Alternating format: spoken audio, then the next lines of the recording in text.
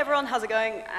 So my name's Kelly Doherty. I'm the Commercial and Communications Officer of the UCC Students' Union. So I suppose my main job within the Students' Union is kind of overseeing and looking after all of our social media accounts and all of our kind of interactions with students. Before I was on the Students' Union, I was the Public Relations Officer for the Society's executive and for numerous societies. So most of my experiences of student life have been through the mediums of working with social media and targeting students. And I suppose outside of university life, when I was 15 years old, I started up quite a successful music blog online. And I've worked with quite a lot of different music publications through social media. So I suppose as a young person who didn't like the outdoors or activities, I would be a child of social media, and I suppose I would have grown up alongside social media. So I suppose what I'm kind of going to primarily talk to you about is the interactions that students have with social media, kind of the ups and the downs, and how it plays a role within the life of students in UCC. So I suppose the most popular platforms amongst students would be Facebook, Snapchat, Instagram, Twitter, and mostly very public, open platforms. So I suppose Snapchat is one of the most popular and on the rise at all times with students and with much younger groups as well. And Instagram obviously is exceptionally popular, and Twitter and Facebook, I suppose, kind of students seem to interact with them in two different ways. So Facebook is very much kind of that very perfect, this is my wonderful life, look at me having cocktails on a beach sort of interaction that students have. But then Twitter is, I suppose, a lot of students have a much more personal experience with Twitter, where you see a lot of students kind of revealing personal details and personal emotions that they're experiencing through Twitter. So there's kind of a double-sided thing there with the two platforms students kind of engage with them quite differently. So I suppose most of the usages that we'd have, information, obviously, just seeking out news or seeking out anything that we want to kind of learn about or whatever. Obviously, there's lots of issues there in terms of, as was brought up, things like fake news, and actually, I think a major problem that a lot of people have is obviously because of targeted advertising and targeted marketing. Most of the time, you're only kind of seeing what you want to see on things like Facebook. So if you are a particularly right-wing individual and you spend a lot of time reading right-wing articles, your Facebook is going to continue to churn those out for you. So you're unlikely to get kind of alternative views to your own views. So I think there's kind of an echo chamber, which is a bit of an issue for a lot of students. Social interaction, so obviously talking to your friends, keeping in contact with people is obviously a big, important part of it. Self-expression is something that I think is particularly focused on younger users of social media, so that a lot of people would put out their art or things that they create, but also express their own emotions. You see a lot of people on Twitter talking about exactly how they're feeling at this moment. A lot of people, I've witnessed in the last few years, students posting up Facebook statuses when they've gone through like issues with their mental health and talking about that on that open platform to kind of reach people. So I suppose self-expression is kind of one of the ones that I think people kind of oversee and don't really notice that is something that students really engage with social media for. And then obviously there's professional purposes, so trying to advertise yourself through LinkedIn, trying to get jobs, or I suppose a big trend amongst a lot of students now is, I suppose, the Snapchat superstar type of phenomenon, where a lot of people are using their social media accounts and their personal accounts actually to try and make a career for themselves out of how they express themselves. So a big person like James Kavanagh, who's an Irish Snapchat superstar, started out his career basically posting up Snapchats of himself frightening his boyfriend, and everyone thought it was absolutely hilarious. And now he has thousands of followers, and he's become very popular through that. So I suppose that's another kind of worrying section to a certain extent, because it is amazing for the people who make a celebrity career out of this, but you have a lot of young people trying to mimic that sort of activity by revealing so much about themselves in hopes that, you know, they might draw a big following. And obviously that has a big issue with privacy, because they want as many followers as possible, and they want as many people looking up at their material as possible, so people kind of sacrifice privacy in an attempt to kind of get some type of fame or you know, getting out there on a public platform. Within student life, I suppose, obviously you have all the personal usages, but a major, I suppose, from my background in terms of the student experience and student engagement, is students' union societies and clubs all use social media accounts for promotion and organization. So whether that's having Facebook groups for organizing your committee, or whether that's Facebook pages to promote and talk about the events that you'll be running, that's a massive part of student usage of social media. So I suppose over the last few years, we've seen the pros and cons of this. So at the moment, I come from the UCC LGBT Society, and a few years ago, we ran a campaign that was called Humans of Homophobia. It basically had a look at the impacts that homophobia has had on students' lives, and it was amazing. We launched it on our Facebook page, and we got attention from Huffington Post, and like internationally renowned campaign with thousands of people, like newspapers contacting us, and that was really amazing, and that was such a positive way that we were able to use our social media, because we had so many people coming forward to us being like, this amazing campaign really helped me out, and you know, some things that I wouldn't have picked up on before, I suddenly realized that they might be bad things for me to do. So in that way, societies and students can take advantage of social media in amazing ways. The other flip side of that, though, is, I suppose, criticism that has been leveled at student societies that wouldn't have previously existed. So obviously, back in the day, if you had a problem with something that a debating society was doing, the maximum you could really go is go along to one of their events and be like, oh, down with you, you know, and that wouldn't have had a massive reach. But we've noticed an emerging issue that has been a major issue for societies and the Students' Union of online bullying through anonymous platforms. So Yik Yak, I suppose, would be the major one around UCC. It's a platform where people can just anonymously go on and speak literally with no comeback, nothing at all, because there's no details about them, and they can post whatever they want to say about random people. And because it's location-based, people generally know who they're talking about. They use initials, or they reference specific events and specific people. So it's turned into a major, major bullying platform around campus, and it has had a lot of issues. So even from the point of view of the Feminist Society last year, their chairperson was constantly having very vicious things said about them on a public platform, which obviously leaves people in a panic of actually how do we deal with this, because it's a brand new phenomenon and there's so little that you can actually do. So I think there's kind of a flip side there where social media has enriched so many people's lives in the student experience, but at the same time there is that bad side of it that does actually discourage people from getting involved in things on public platforms now because they don't want to have stuff said about them. Even, I suppose, people running for student union elections, we've noticed, you know, when I ran for student union last year, on Yik Yak, there was like dozens of comments about me and how I'm an evil feminist, and I was running for Students' Union because I wanted to like ban porn in the student village or something, which was bizarre. But you know, those sort of things deter people from getting engaged. So I think we need to have a massive look about how we actually interact with these applications, because I know there's obviously a big thing where you could be like, well, look, just delete the app. But the problem is, you know, if you're a 19-year-old and you hear that there's loads of things being said about you online, your natural instinct is to download and try and see actually what's being said about you. So I think there needs to be a major look at kind of educating people about anonymous platforms and engagement online. I think an event like this obviously is amazing for doing something like that. So I suppose some issues that students face. Obviously, I suppose we're at quite an experimental stage in society where the kind of social media culture is this amazing new frontier, and none of us really know what the lasting effect of it is, because we have nothing to look back on to say, oh yeah, this is how this is eventually going to go for us.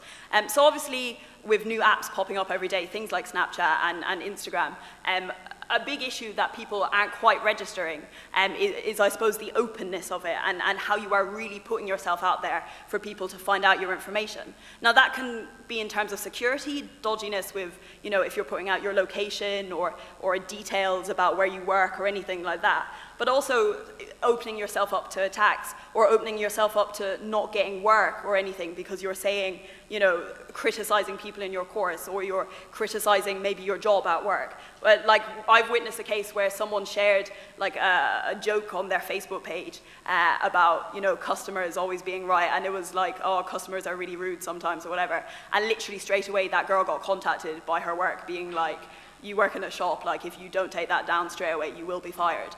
So it's those sort of things that I think people don't recognize a lot of the time, actually the impact of what they're saying can have.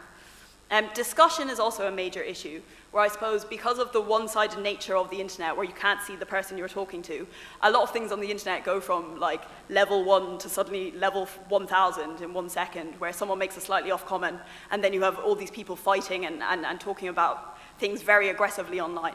And that's a major issue in terms of people looking forward, looking at your, like when you're going for jobs or anything like that, people seeing that you've behaved in this manner online. Firstly, it's not nice to the people you're talking to, but also secondly, it could have actual effects on you going forward in your future. And I think that's just a major thing that people haven't recognized, because people 12 years old starting up social media accounts, they weren't thinking about their professionalism down the road. But now some of these things are coming back to haunt people. So we need to definitely have more analysis of our digital footprint. We need to actually recognize what we're putting online is out there for the public to see. So it's things like holding back personal information, not getting into Facebook fights.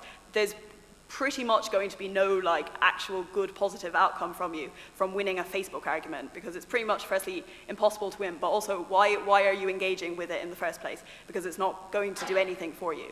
So it's just making sure that we realize that the internet isn't our, it isn't our life. It's a part of our life, and it's an activity we engage with sometimes, and there's no point in turning that into something negative when it could just be something enjoyable.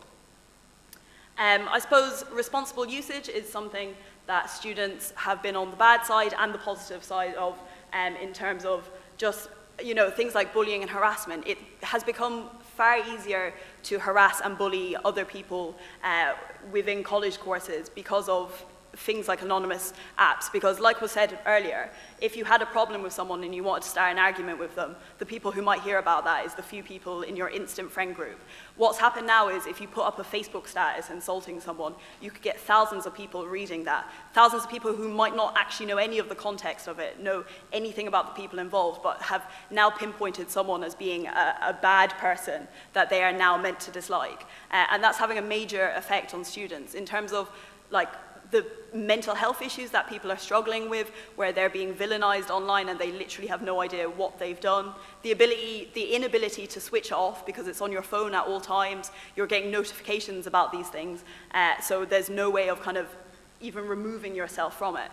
And that's a major thing that needs to, I suppose, be dealt with. And people, I suppose there's a major lack of connect where people just don't seem to recognize the reactions and what actually happens when you say something really awful about someone online. People don't seem to notice that there is actually other people at the side of what they're saying. And I think that's a major issue, and it's something that is very seriously affecting students constantly. And I suppose something that was brought up earlier about suspicion as well, that's a major issue. When you have people online anonymously speaking about you, it's hard to know actually who you can trust around you. I think it's having a massive effect on people's mental health, and I don't think people are actually willing to really talk about it, because so many people depend on social media to talk to their friends and to find out information that they don't want to pinpoint it as something that is actually resulting in these difficulties. So we need to 100% look after students' mental health around social media and recognize how badly people are being affected. And I think it's really key to remember that you have a responsibility to other people. If you saw someone was really upset on the street, you wouldn't go up to them and add fuel to it. You wouldn't go up to them and continue to insult them. If someone had a different political view to you when you're standing in front of them, you wouldn't go up to them and start shouting at them and insulting them and swearing at them. That you would not behave like that in real life.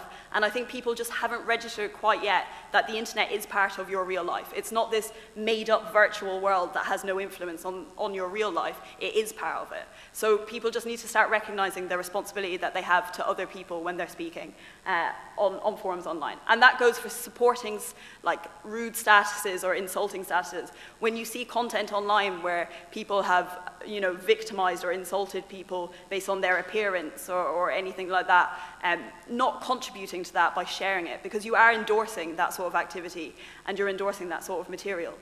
There's an amazing TED Talk by, I can't exactly remember her name now, but she basically, she was basically labeled the world's ugliest woman online.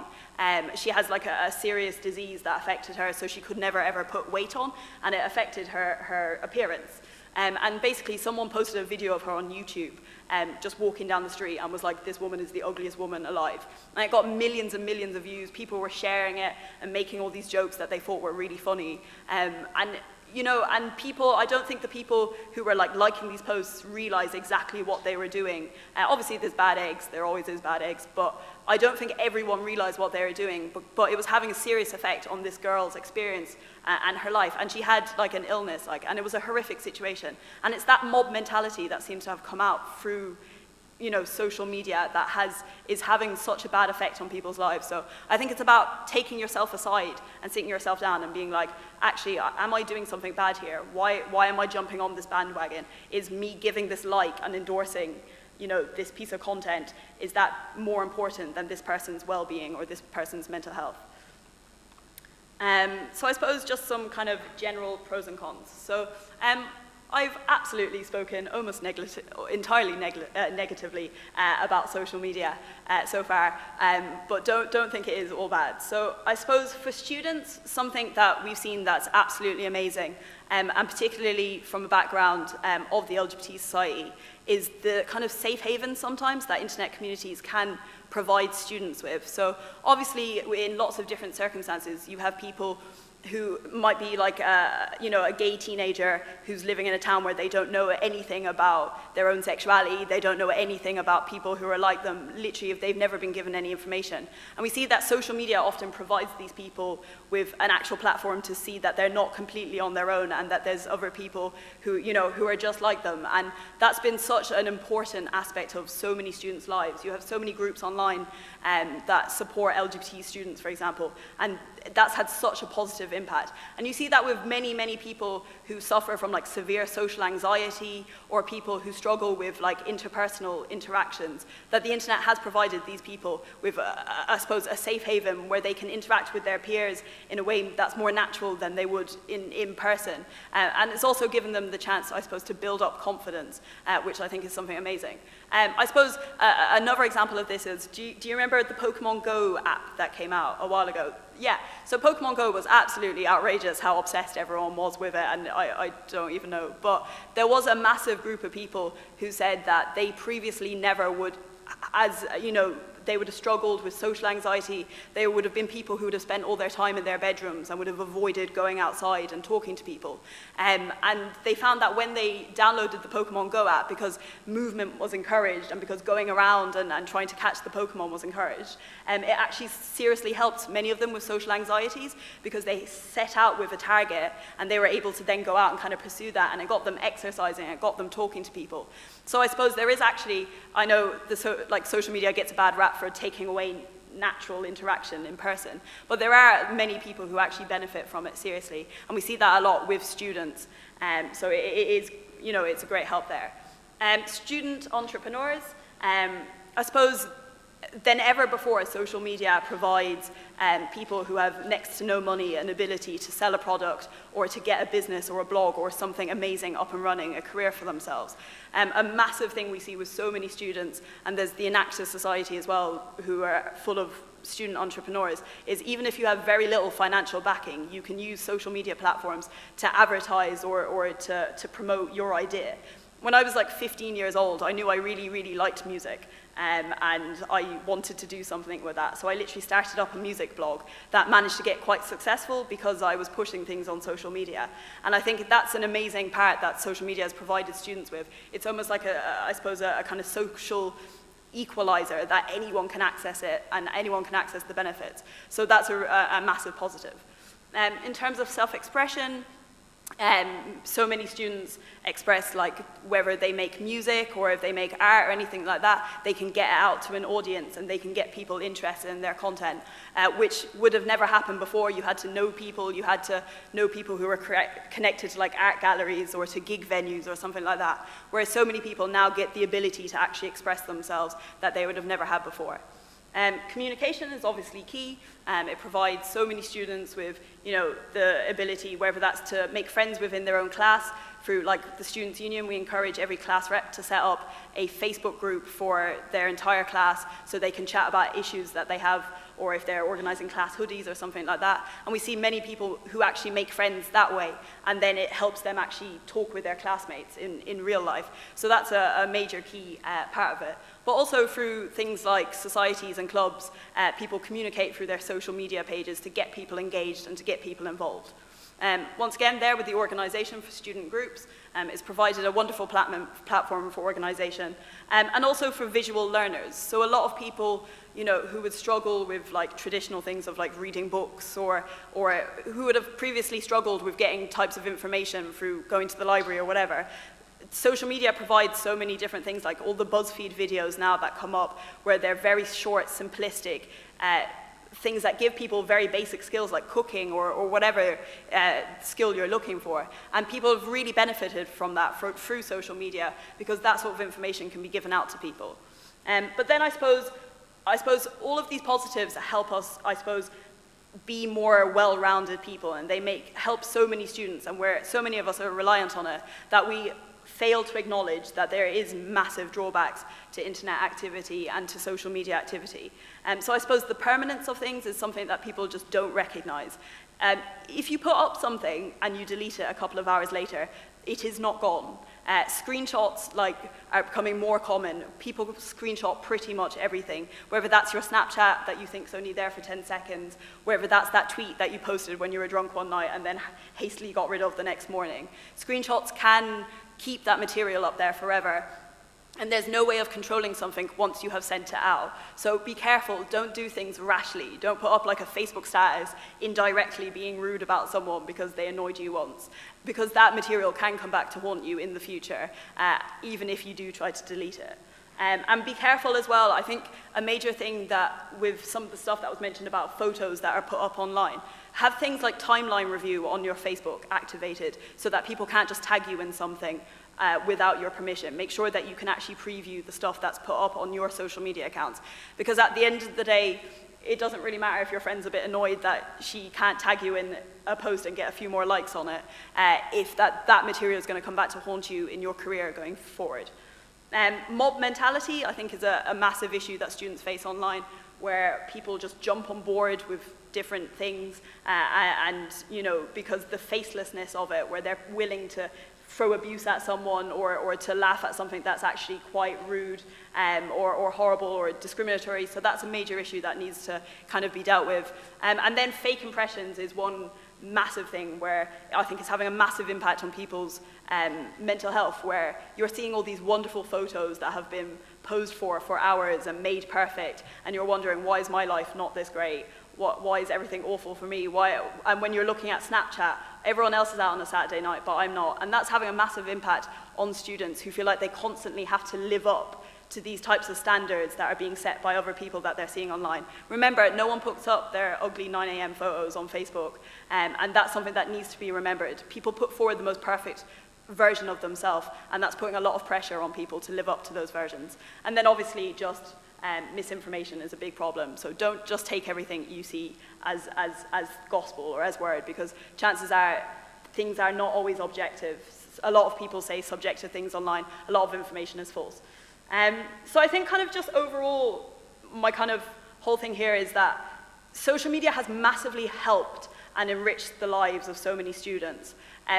But there's so many downsides to it that we fail to take into consideration. I think universities and I think secondary schools have to play a massive, massive role in educating people, in knowing how to cope and how to have coping strategies with bad things that do happen online, but also educating people and realizing the impact that their behavior can have.